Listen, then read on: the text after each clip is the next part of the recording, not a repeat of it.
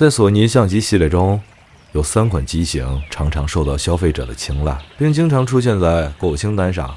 它们分别是 ZV-E、A6700 和 A7C2。恰好手头上有这3款相机，我将为您深入剖析索尼 ZV-E、A6700 与 A7C2 之间的差异与相似之处，祝您在选购时做出明智的决策。这3部机我都分别使用过超过3个月以上，可以说有一定的发言权。尤其是 ZV-E， 它为我开启了视频世界的神秘大门。我对这部机很有好感。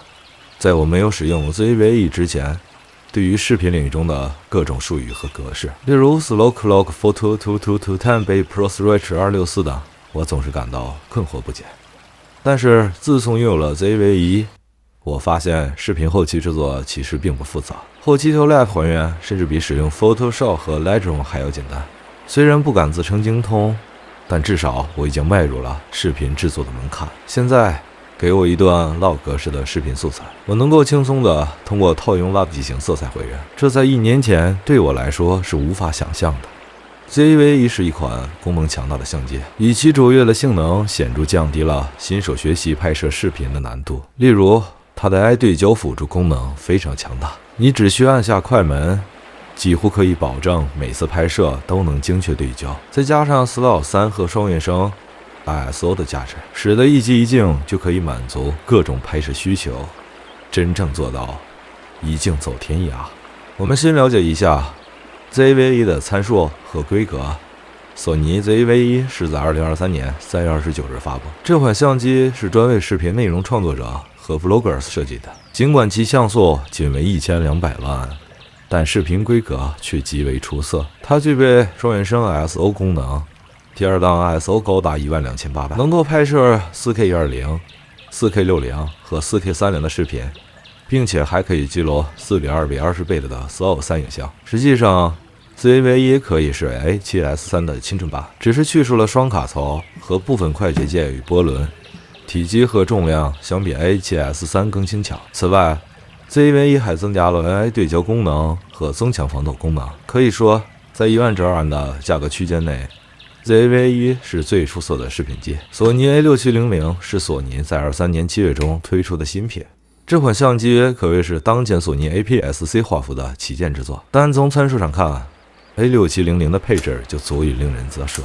索尼为其搭载了一块全新设计的2600万像素 APS-C 传感器，并配备了高速连拍功能，最高可达11张每秒。在视频拍摄方面， A6700 的表现同样出色，支持 6K 超载以及 4K120p、4K60p、30p 等多种格式，并具备15倍4:2:2内部录制功能。同时 ISO Log 3、双原生 ISO 等高级功能也一应俱全。这样的强悍参数配上仅9999元的亲民价格，似乎堪称一部神机。然而事实并非如此。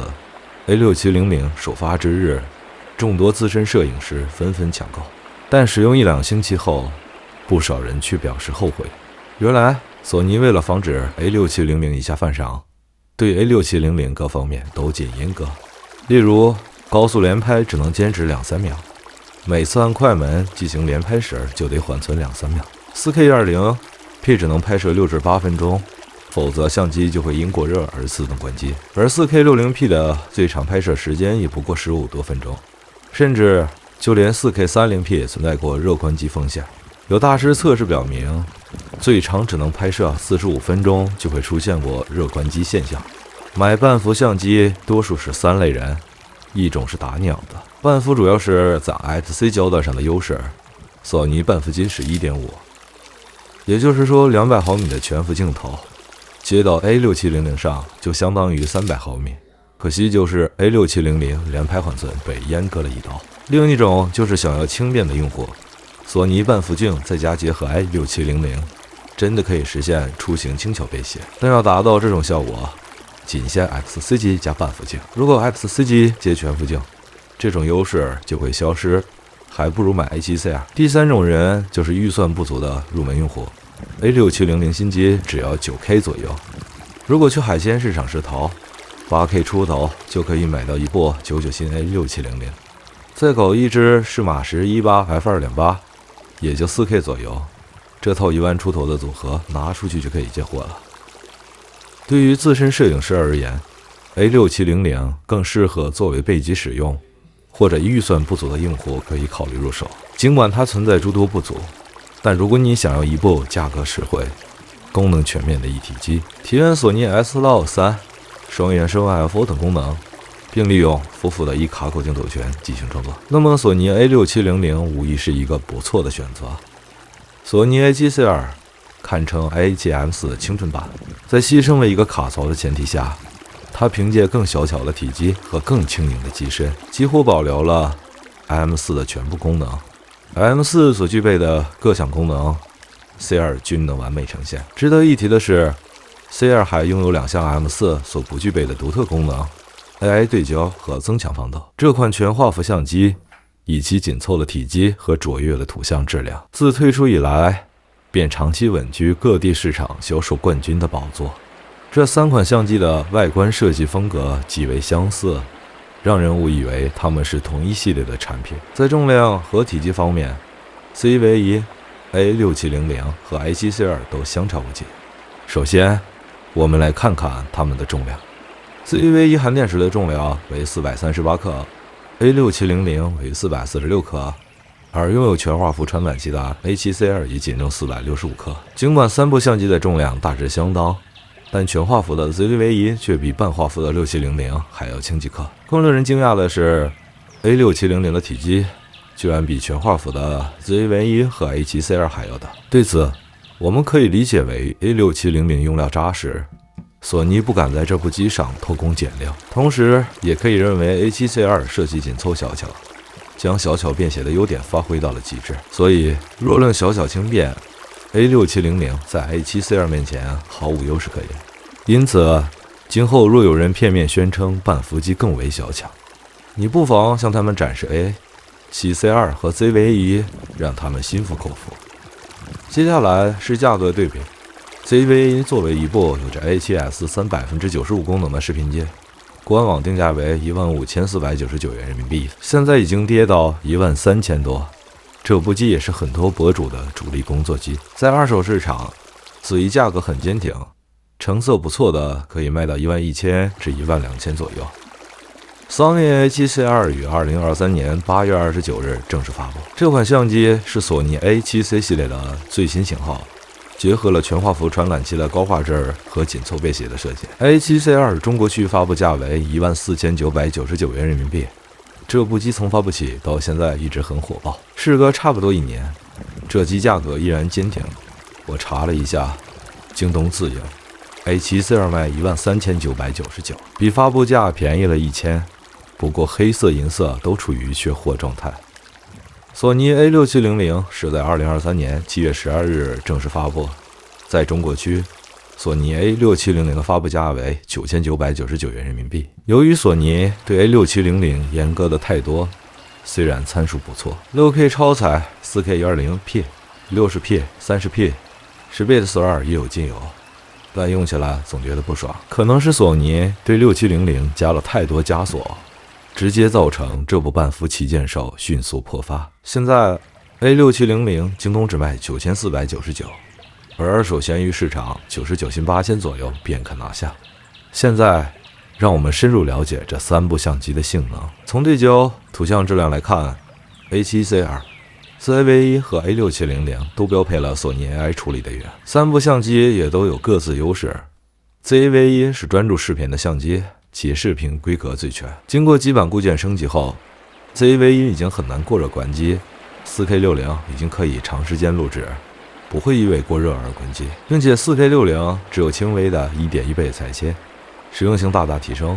在1万至2万这个价格空间里 ，ZV-E 可以说是最优秀的视频相机。如果你专注于视频或者有意学习视频 Log 拍摄，我建议你首选 ZV-E， 因为 ZV-E 拥有和 A7S3 一样的视频规格，双原生 ISO 423、420比特内录、4K 120P、60P 都是无裁切。另外，双原生 ISO 对于视频拍摄非常好用。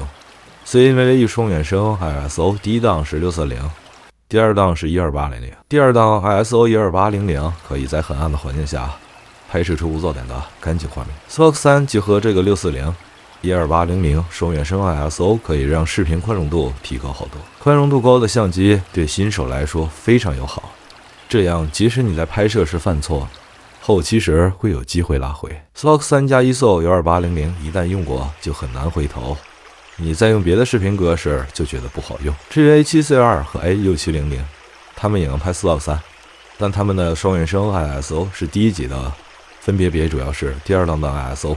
以 A7C2 为例，C2 第二档 ISO 是3200， 3200和12800相差4倍。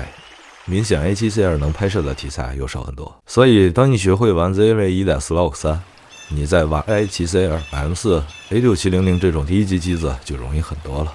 A7C2 是一部可拍可摄的全能相机，有3300万像，参数和 A7M4 是一样的，只是体积重量小了一圈。在视频性能方面 ，A7C2 支持 Super 35毫米模式下的 4K60P 10倍4:2:2视频录制，具备 S-Cinematic 色彩模式，可以直戳更具电影感的画面，以及全画幅模式下的 7K 超采样 4K 30P， 支持 Slog 3，并可实现14加级动态范围，具备视频防抖增强模式，实现稳定的手持拍摄。但 A7C2 这个防抖没有 C 那么强，所以开启增强防抖模式可以手持拍摄，无需稳定器。如果你想要一部既可摄又可录的相机， A7C2 或者 M4 是目前的首选。3300万像素可以录制 Slog 3 4:2:20贝塔，而且 4K 30P 是 7K 超采的。A7C2 是目前在这个价格区间少数能打的全能相机，说首选也是不过分。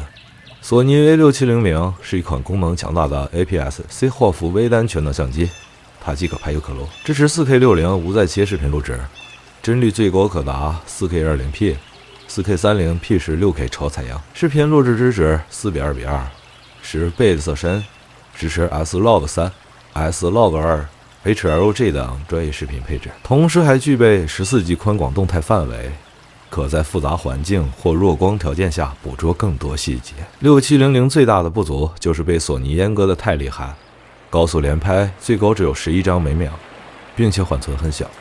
连续按快门只能持续几秒。在视频方面，无论是 4K 120、60还是30，都会过热关机。虽然有过热关机的问题， 4K 60持续拍15分钟是没问题，而且 4K 60是 6K 超采，画质还是相当能打的。如果和 4K 30交替拍摄，可以实现长时间录制。A6700最大的优势是和半幅镜头结合下的体积和重量。上文已说过，A6700的机身体积和重量，相对于全幅的 A7C2 没有任何优势可言。但当它使用一卡口的 f/c 镜头时，体积重量优势就会显露。无论是副厂的半幅镜还是原厂的 C 幅镜，体积重量都很小巧。对于出门旅行来说，如果不想带又大又重的全幅相机， A6700加几支 C 幅镜会是理想的选择。综合考虑，我的建议是，如果您是寻找轻便且性价比高的相机，6700是理想的选择。如果您需要一台性能均衡、价格适中、既可拍又可录的全能相机， A7C2 将满足你的需求。而如果您专注于视频拍摄，自闭无疑是最佳选择。感谢您观看我经验之谈，做出选择前，请考虑您的具体需求和预算。记得订阅我们的频道，获取更多相机评测和摄影技巧。下次见。